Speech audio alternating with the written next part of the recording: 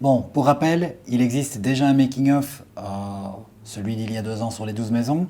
Je mets le lien dans la description, je ne sais pas si je l'ai déjà dit, désolé si je me répète, mais voilà, je vous invite à aller le voir car je ne vais pas redire ce que j'ai déjà dit, car de nouveau, ma méthode de travail est la même. Mais ici, je vous montre quelque chose que je n'avais pas montré à cette occasion-là, c'est ma table de montage, du moins à bon aperçu. Vous voyez, elle n'est pas...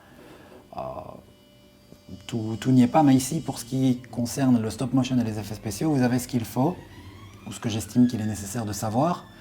Alors, c'est un cas de figure encore assez simple où il y a juste 2 bandes, une pour l'image et une pour le son.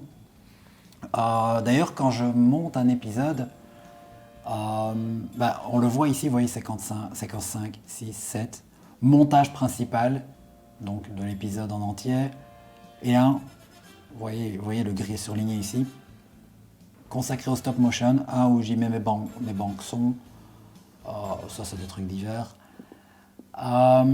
Et donc ici le stop motion d'une attaque de Siegfried. Vous voyez ici l'image est fortement rallongée sur un long rectangle, ça veut dire que le plan dure. Oui, enfin j'ai fait de gros zooms, hein, cela dit, ici on a la seconde 2, là c'est la seconde 3, donc en réalité ça va très vite.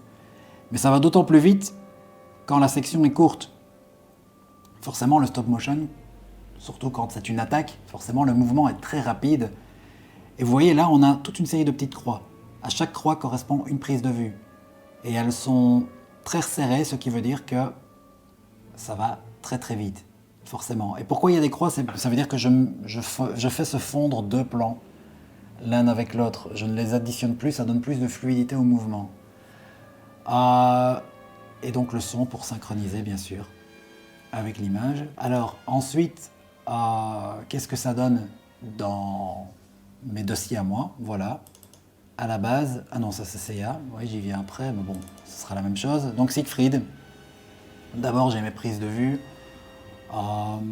avec la numérotation que me fait ma caméra.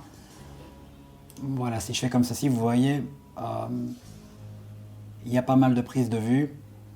Et ensuite, j'y ajoute les effets spéciaux, pas à pas. Il m'a fallu 3 heures, je crois, pour faire le Bravest Hardest Blizzard de Siegfried. Je vous passe les détails parce que si je dois m'arrêter sur chacune des considérations techniques, ça va être vraiment trop pompeux. J'essaye de faire un truc généraliste. D'ailleurs ici on voit l'attaque qui grandit. Hein. Je fais un stop motion de l'attaque qui vient vers l'écran. Hein. Siegfried brise le 4e mur lorsqu'il fait son attaque. C'est plus immersif. Voilà, là l'écran devient quasi tout blanc. Et là, qu'avons-nous?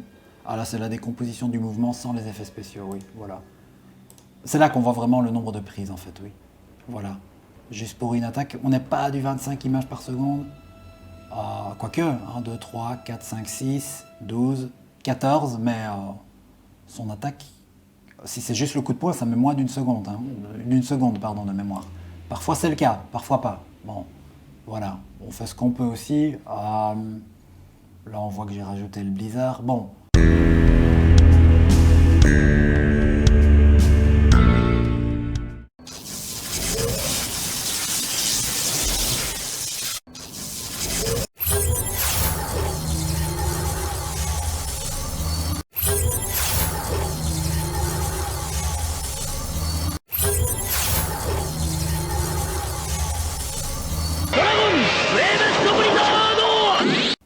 Avec Seiya, c'est le même procédé, même si ici ça a l'air d'être plus simple. Hein, en fait, je duplique les Ryuseiken, voilà. Je sais pas si on voit ici, je vais faire un zoom. Les codes, laissez tomber pourquoi j'appelle ça VAT6. VAT6, c'est le 26e plan de la séquence. VAT6A, il y a un Ryuseiken qui apparaît. Et puis, bon, après on passe à B, je ne sais même plus pourquoi moi-même, B2, B3, B4.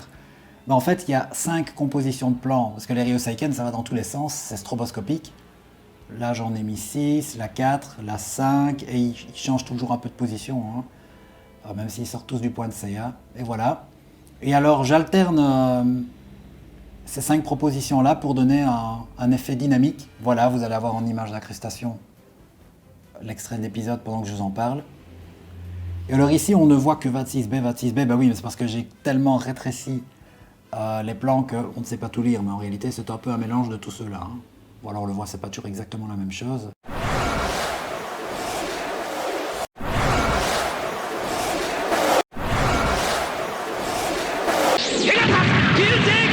Voilà, et alors j'ai encore fait une autre capture d'écran. Là, il y a beaucoup moins. Bah oui, c'est le moment où Siegfried et Sorrento, voilà, vous le revoyez ici, partent tous les deux dans les airs.